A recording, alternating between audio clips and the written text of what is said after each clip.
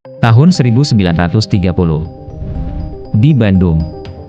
Ruang sidang kolonial itu dingin, pengap, dan penuh tekanan. Seorang pria muda berdiri di tengah ruangan. Bajunya sederhana, wajahnya tenang. Namanya Soekarno, Bung Karno. Ia tidak membawa senjata. Tidak membawa pasukan. Yang ia bawa hanyalah kata-kata. Dan semangat untuk membebaskan bangsanya. Beberapa waktu sebelumnya, Bung Karno ditangkap oleh pemerintah kolonial Belanda. Ia dianggap berbahaya. Bukan karena senjata, tapi karena pikirannya. Ia membangkitkan semangat rakyat, menyuarakan kemerdekaan. Bagi penjajah, itu adalah ancaman. Mereka berharap dengan menangkapnya, suara rakyat akan diam. Di pengadilan itu, Bung Karno tidak membela dirinya sendiri. Ia berdiri dan menggugat. Pidatonya diberi judul, Indonesia Menggugat. Sebuah dokumen sejarah yang sampai hari ini masih menggema. Ia berkata, penjara bukan akhir dari perjuangan. Revolusi Indonesia adalah kehendak sejarah. Ia bicara bukan sebagai terdakwa, tapi sebagai wakil dari jutaan rakyat yang tertindas. Dengan kata-kata yang tajam, ia bongkar kedok kolonialisme. Dan semua yang hadir terdiam. Para hakim Belanda mencoba menjaga wibawa. Tapi dari ekspresi wajah mereka, jelas terlihat, mereka tak suka. Mereka tahu. Soekarno telah menjungkirbalikkan pengadilan itu. Dari ruang hukuman menjadi panggung perlawanan.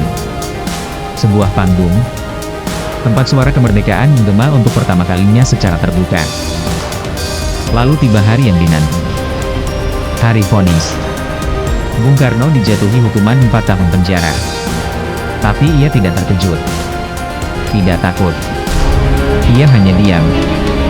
Lalu, menatap hakim dengan tenang. Ia tahu, tubuhnya akan dikurung. Tapi pikirannya, semangatnya, tidak akan bisa dibungkam.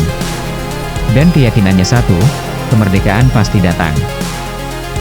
Di akhir sidang, Bung Karno tersenyum. Senyum itu bukan senyum menyerah. Bukan senyum kalah. Itu adalah senyum penuh keyakinan. Bahwa walau tubuhnya ditahan, ide dan semangat bangsa ini akan terus menyala.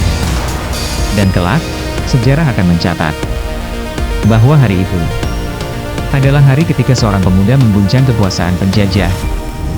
Hanya dengan kata-kata. Bung Karno memilih melawan, bukan dengan kekerasan, tapi dengan keberanian dan pikiran. Bagaimana dengan kita hari ini? Apakah kita hanya akan jadi penonton sejarah? Atau ikut menulis sejarah baru dengan tindakan dan suara kita? Setelah sidang itu, Bung Karno dikirim ke penjara Sukamiskin. Di sana, ia tidak diam. Ia terus menulis. Ia terus berpikir. Dan meski tubuhnya dibatasi dinding batu, suara perjuangannya justru menggema lebih jauh. Ia tahu, kemerdekaan bukan soal waktu, tapi soal keyakinan bahwa bangsa ini pantas untuk bebas.